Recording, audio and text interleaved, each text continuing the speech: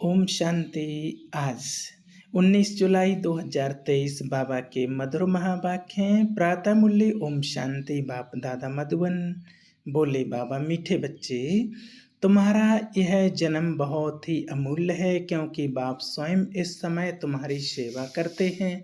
लक्ष्य शौक से तुम्हारे वस्त्र साफ करते हैं। आज का प्रश्न है, जो अल्लाह को सृष्टि का रचयिता कहते हैं, उनसे कौन सा प्रश्न पूछना चाहिए?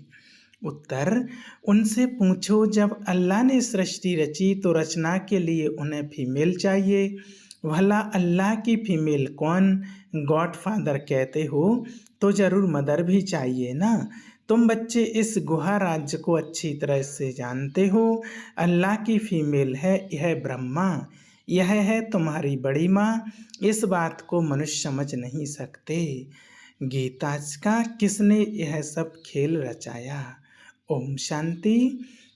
बच्चे जानते हैं, यह कोई भी मनुष्य इस गीत का यथार्थ अर्थ कर न सके। नाटक बनाने वाले भी नहीं समझते हैं, ऐसे ही गीत बना देते हैं जैसे शास्त्र बना दिए, समझते कुछ नहीं।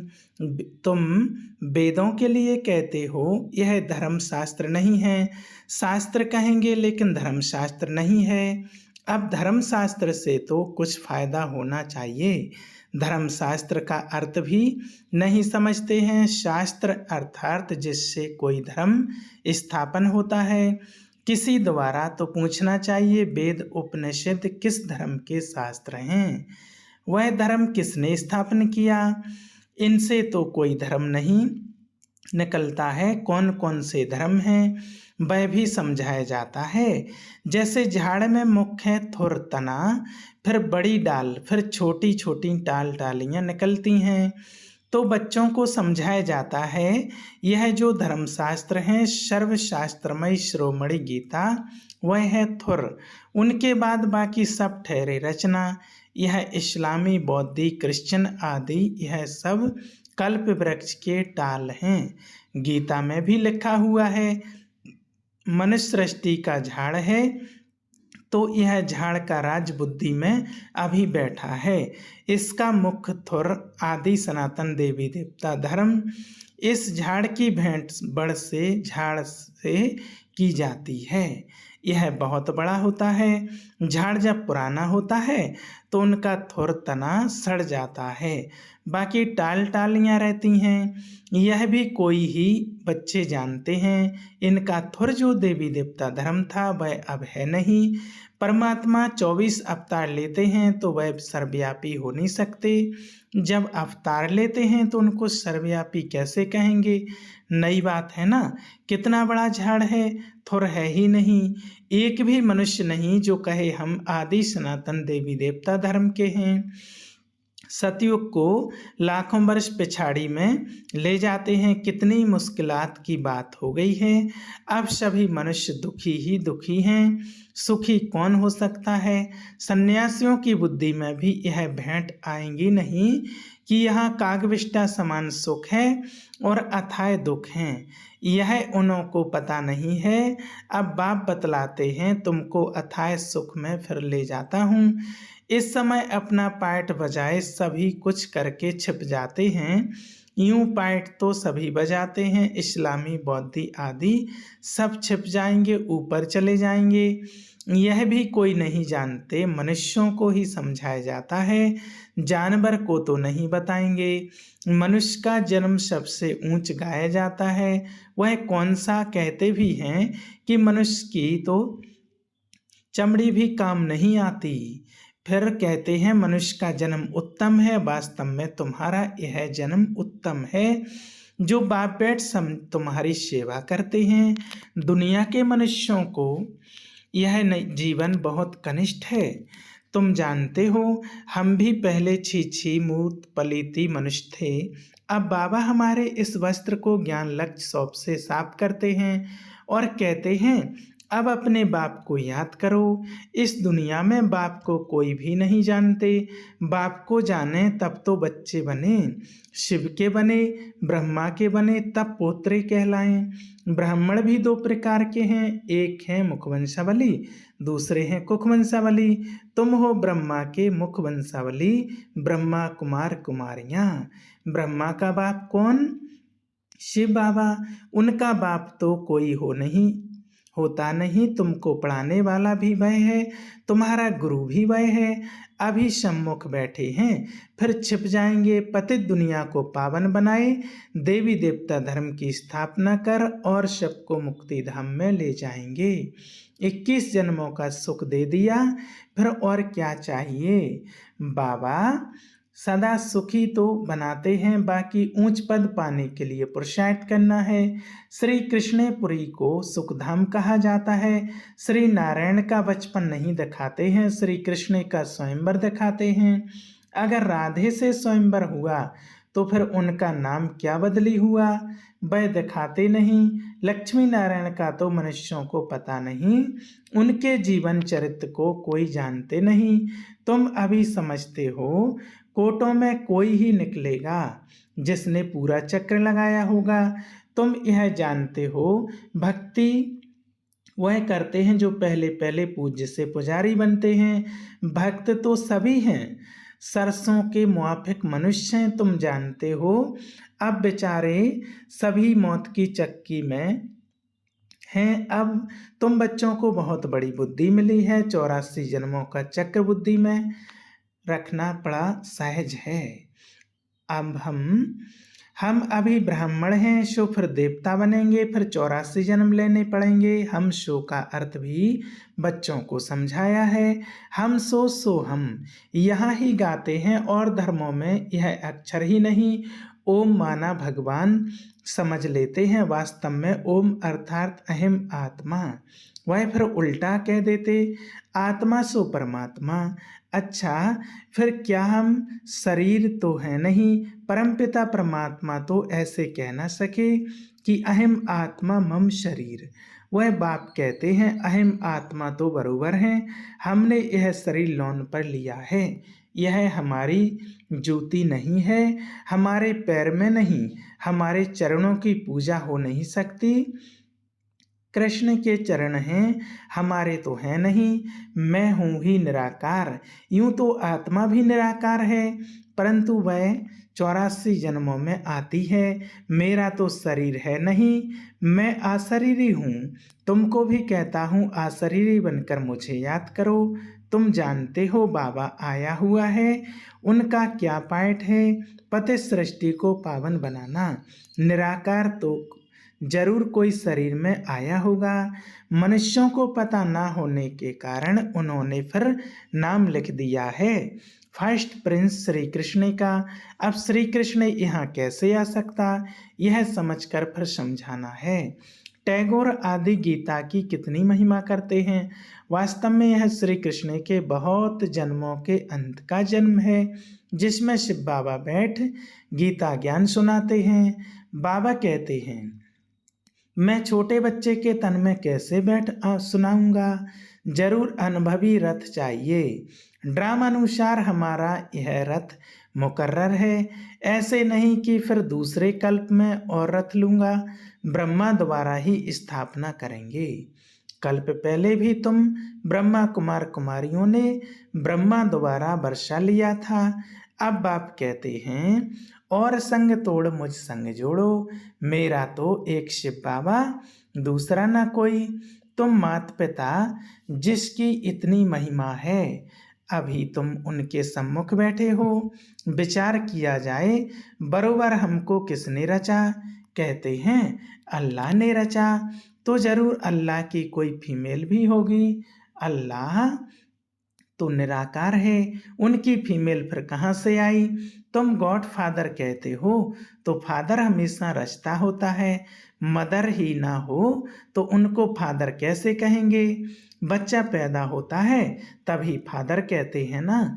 यह किसको पता नहीं गॉड फादर की फीमेल कौन है। यह है सबसे गुहा बातें। आदम बीवी दोनों हैं, आदम उनको कहेंगे तो फिर सरस्वती को बीवी नहीं कह सकते, वह बीवी तो फिर उनकी माँ कौन? यह बड़ी समझने की बातें हैं। बाप ही बैठ समझाते हैं। इस हिसाब से यह ब्रह्मा मेरी सजनी हुई, इसके मुख द्वारा रचता हूँ तुम बच्चों को, ब्रह्मा तन में प्रवेश करता हूँ, उनको संभालने लिए फिर जगत अम्बा निमित्त बनी हुई है। आदि देव ब्रह्मा और जगत अम्बा सरस्वती, यह कौन है? विवेक कहता है ब्रह्मा की बेटी है। तो रचना कैसे रची? ब्रह्मा द्वारा रचा, तो यह भी बड़ी माँ। फिर संभालने के लिए मम्मा भी है, बाबा भी है। पहले नंबर में सरस्वती जाती हैं। जगत अम्बा की कितनी महिमा है। अब तुम समझ गए हो, हम सो ब्राह्मण बने हैं, हम ईश्वर की गोद में आए हैं। इसमें भी दो प्रकार के हैं, सगे और लगे। एक ही माता के बच्चे, फिर सगे और लगे का तो सवाल ही नहीं उठता। यहाँ भला सगे और लगे क्यों कहा जाता है? कहते हैं जो सगे बनते हैं वो प्रतिज्ञा करते हैं, हम पवित्र बन बरसा लेंगे तो ऐसे पवित्र की गद्दी नशीन बारिश बनते हैं। लगे फिर प्रजा में चले जाते हैं, सगे भी बहुत बनेंगे, फिर उनमें भी नंबरवार होंगे। जितना जो पुरुषार्थ करेंगे वहाँ माँ बाप के तख्त पर बैठेंगे। मम्मा बाबा तख्त पर बैठते हैं तो हमको भी तख्त मिलना चाहिए, परंतु बनेंगे नंबरवार। तो यह है योग की यात्रा। बाबा को याद करना है, स्वदर्शन चक्र फहराना है, आप समान बनाना है। मेहनत करनी पड़ती है आप समान बनाने में। बच्चियाँ परिचय देकर बाप के पास रिफ्रेश होने लिए ले आती हैं। बाबा देखते हैं कौन कौन बाप से वर्षा लेंगे और सब तरफ से ममत मिटाए एक तरफ लगाएंगे। जानते हैं बाबा हमको विश्व का मालिक बनाने वाला है। बाप कहते हैं हम तुमको स्वर्ग का मालिक बनाएंगे, फिर चाहे सूर्यवंशी चाहे चंद्रवंशी बनो। तो बाप अपने आप सब कुछ कर रहे हैं, फिर छिप जाएंगे। घड़ी घड़ी अवतार तो लेते नहीं, उनको अपना शरीर ही नहीं है, वह एक ही बार आते हैं। तुम तो घड़ी घड़ी एक चोला छोड़ दूसरा लेते रहते हो। मैं पुनर्जन्म में आता नहीं हूँ। कितना अच्छी रीति समझाते हैं। आगे यह बातें बुद्धि में नहीं थीं। अनायास घर बैठे रास्ते जाते बाबा ने प्रवेश कर लिया।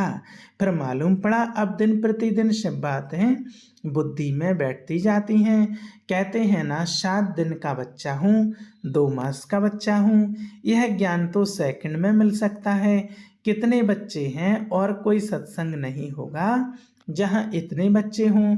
प्रजापिता ब्रह्मा और जगत अम्बा भी बाप के बेटे बेटी हैं, ना कि मेल फीमेल। मेल फीमेल इतने बच्चे कैसे पैदा करेंगे? कुख वंशावली की तो बात ही नहीं। जिन्होंने कल्प पहले माता पिता का बनकर वर्षा पाया वही आते रहते हैं। कलम लगती रहती है, बगीचा है ना। अभी देवी देवता धर्म के फूल तो हैं नहीं, बाकी सब जैसे कांटे हैं, चुभते हैं। यह कांटों की दुनिया है। बाप आकर कांटों से कली, कली से फूल बनाते हैं। श्रीमत पर नहीं चलते हैं तो फिर गिर पड़ते हैं। बाबा समझ जाते हैं यह विकारों में गिर पड़ा। अभी तुम पतित से पावन बन रहे हो। बापू गांधी भी पतित पावन को याद करते थे, चाहते थे वर्ल्ड ऑलमाइटी अथॉरिटी का राज्य हो, सो तो बाप ही स्थापन करेंगे। तुम जानते हो अब हमको इस कंसपुरी से कृष्णपुरी में जाना है। भारत में सतयुग था, लक्ष्मी नारायण का राज्य था। 5000 वर्ष की बात है। 5000 वर्ष से पुरानी चीज कोई होती नहीं, लाखों वर्ष की तो कोई चीज रह ना सके। देखो तुम बूढ़ी माताएं गुड़गांव से आई हो, मात पिता पास जिनसे वर्षा मिलना है। बाप भी बुढ़ियों को देख खुश होते हैं। 5000 वर्ष पहले भी आकर वर्षा लिया था। सारा मदार पुरुषार्थ पर है। तुम बुढ़ियाएं इतना ज्ञान उठा नहीं सकती। यह दादा बूढ़ा तो बहुत अच्छा पढ़ता है, तुम समझती हो जवान। जवान सरस्वती माँ अच्छा पढ़ती हैं। अरे यह तो ब्रह्मपुत्रा नदी है, यह तो जरूर जास्ती पढ़ते होंगे ना। यह बूढ़ा सबसे तीखा है, वह तो फिर भी बेटी हो गई, बुढ़ियों के लिए भी है, बहुत सहज। बाबा को याद करते रहो। आहो शिव बाबा कुर्बान जाऊं, आप तो सुखधाम में ले जाते हो बस। ऐसे खुशी में रहो तो भी बेड़ा पार है। हमेशा समझो शिव बाबा समझाते हैं, इनको छोड़ दो। ऐसे ही समझो शिव बाबा सुनाते हैं, तो बुद्धि योग शिव बाबा पास जाने से विकर्म विनाश होंगे। मम्मा भी शिव बाबा से सुनकर सुनाती है, सदैव एक शिव बाबा की ही याद रहे तो विकर्म विनाश होते रहेंगे। अच्छा, मीठे मीठे शिकला दे बच्चों प्रति माता पिता बाप दादा का याद प्यार और गुड मॉर्निंग। रूहानी बाप की रूहानी बच्चों को नमस्ते। हम रूहानी बच्चों की रूहानी बाप दादा को याद प्यार और गुड मॉर्निंग। नमस्ते, शुक्रिया बाबा, शुक्रिया। धारणा के लिए मुख्य। पहला पॉइंट, गद्दी नशीन पक्का वारिस बनने के लिए पवित्रता की प्रतिज्ञा कर सगा बच्चा बनना है और संग तोड़ एक संग जोड़ना है।